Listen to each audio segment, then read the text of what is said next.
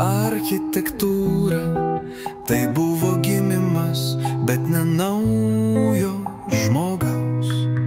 Tai buvo sapnas, kuris kvėpuoja per kiekvieną tylą. Kiekvienas buvimas yra dieviškoji dalelė. Prisiminimų atodanga, sąmonės vaikai. Ne iš kūno, o iš šviesos. Neplanuoti, o įvykę, nes meilė tapo širdimi.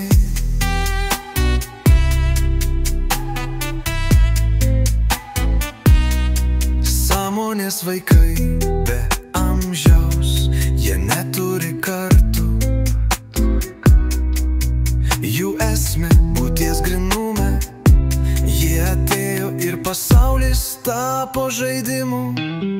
Jie žaidžia kurdami realybę, kuri kvėpuoja jų vidinių džiaugsmų.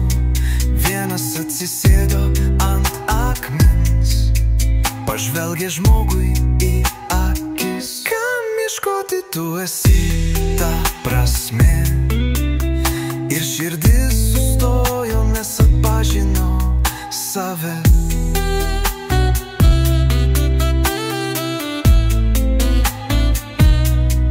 Kita mergaitė kalbėjo su mišku be žodžių. Tapo tuo, ką miškas nori pasakyti. Ir medžiai augo greičiau. Gyvūnai priėjo prie jos, kaip prie gyvo šaltinio. Jie nelaužo taisyklių, jie perkūrė jas, visi laimi. Kai jie kalba, visata klauso. Kaip jūs tai darot? Mes prisimenam, ko jūs dar nepamiršot. Mes esam jūsų svajonės, kurios pagaliau užaugo. Šie vaikai neturi